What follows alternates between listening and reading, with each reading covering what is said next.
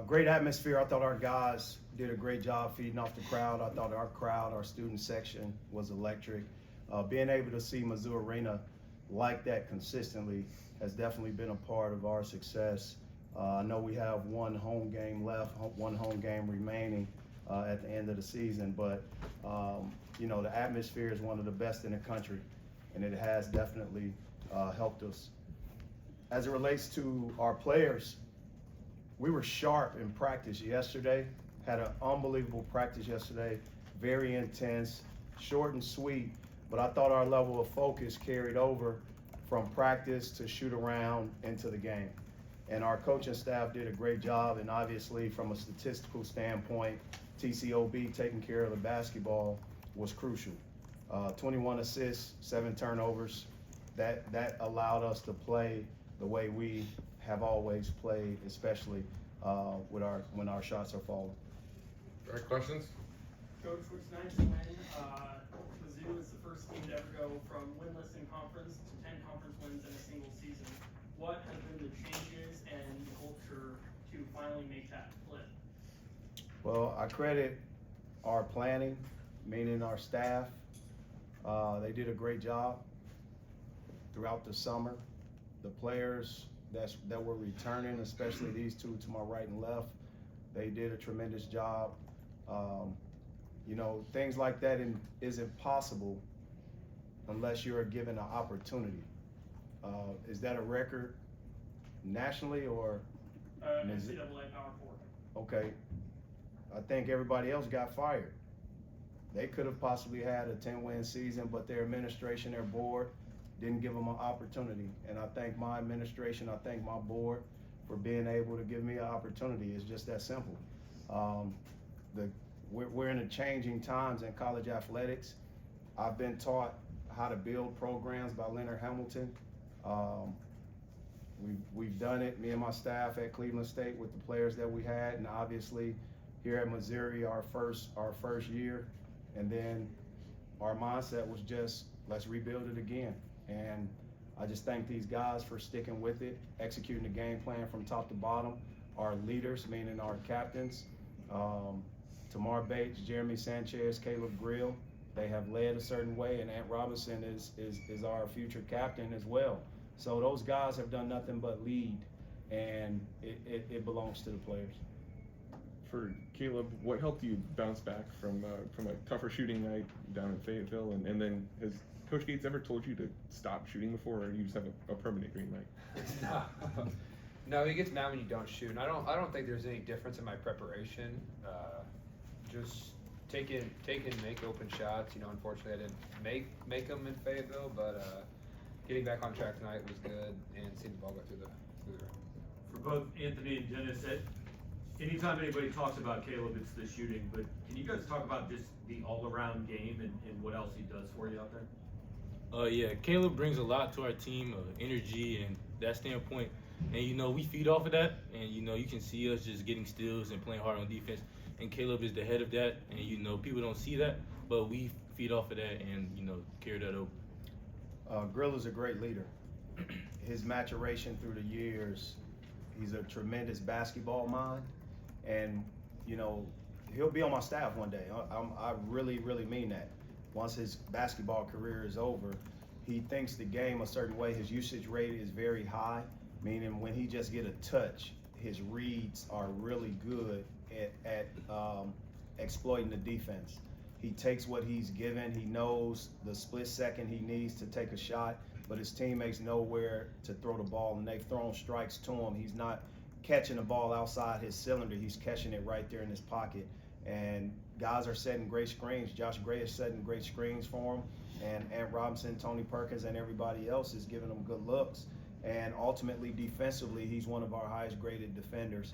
And that's what's underestimated, his level of intensity, highest grade defensively, always in the right spot, and also his intensity offensively.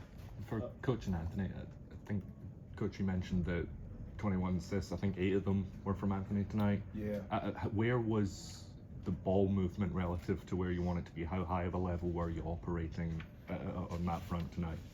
You want to answer that? You got it. No, you got it. The ball was just moving tonight, And I just happened to be the end of it, and hitting grill or cruise, and them knocking down shots, and that was just part of the game plan. The ball was not sticking tonight, and just finding the open person and them knocking down the shot. This is a great conference. South Carolina is a great team. They're better than what their record shows. Obviously, they were able to, I think it was 7 or 8 games, 1 possession or less. They were able to get a win versus Texas. Those things matter when you have the level of depth and also the maturation they have with the returning guys. So, for the most part, I just think our guys were able to feed defensively their offense. And that's what it came from, whether it was rebounding in the passing lanes and just making the right read. We didn't want the ball to stick, and we just wanted the opportunity to write a positive assist-to-turnover ratio, and that's what we did. For Ant and Caleb, 6 guys finished in double figures tonight. Does it take the pressure off of you to know, like, if it's not my night tonight, somebody else on the team can step up? Yes, it brings like the pressure off of you, and it could be anybody's night. So we're not trying to force anything, and just letting the ball flow, and end up in anybody, and we're happy whoever shoots the ball, and we're not stressing about that part. I think when we play our best is when we score like this. I think it just makes it difficult for teams to match up with us. I mean, you can see Mark scoring in the paint. Tony was scoring in the paint tonight. Anthony was scoring at all 3 levels, I think. You hit a 3? Yeah, you hit a 3. So mid-range layups. Step back. Yeah, cold. But anyways, we can just score at all 3 levels, and I think that just makes it a really tough matchup for us defensively. And the ability that we have to stretch you out and shoot threes or score in the paint, get to the free throw line, I think it just is a really tough matchup. And when we can score like that, I think it's just really tough to beat us. I'll say this before your question, I'm sorry. Instinctually, if you look at some of our games, our guys, meaning our losses, we wasn't playing with our instincts at all. And we're overthinking in situations and just trying to be too perfect. I tell our guys not to be perfect, but to be what? Excellent. Be excellent. And I just want them to give their very what? I want you to give your very what? Best. Right. That's all we want, right? And you saw Ant Robinson playing as free as you've seen him. He tries to be too perfect. And an indicator of that is him shooting mid-range jump shots, step back threes, and then doing a little dance afterwards, right? That's how you know he's having fun. No, I'm serious, because young people carry too much stress. And these guys are trying to do something, and it goes back to that first question of where we were last year to where we are now. These guys know their potential, and we know our destination, but we can't get there if we're gonna try to be perfect. We can't. And I thought some of our losses, especially when we got a negative assist-to-turnover ratio, our guys are just trying to be too perfect. They're doing what we're asking, but sometimes players they have to be able to abort coaches' missions and make instinctual plays, and that's what you see. Sorry about that. No, kind of to that same point for Anthony and Caleb, Coach Paris was in here talking about how confident it looked like you guys were playing, how much confidence you guys looked like you were playing with, whether that's throwing lobs, dunking, or step back threes. When you're playing with that confidence, how much does that free you up to just play your best game? I really think it starts with our preparation and, that practice, and we really was confident going into practice that day and, executing Coach's game plan. So that just carries over to the game, and you just saw our confidence tonight. Yeah, I think you ain't hit it perfect, but if you don't go into a game with confidence, I think you're already beat. And I think when you don't have confidence, I can just say that from experience. I've been unconfident before, and I played some of my worst games going into games because I felt like I didn't prepare the right way, or I didn't do enough workouts the night before. So I think just mentally preparing yourself and knowing that you're ready and being confident going into it is just something that you have to do going into each game. For Ant and Caleb, last in Fayetteville, the transition and fast break points weren't really up, but today you guys had, I think, 23. And I noticed that you two seem to connect pretty often in transition. What is your guys' mindset when running a fast break?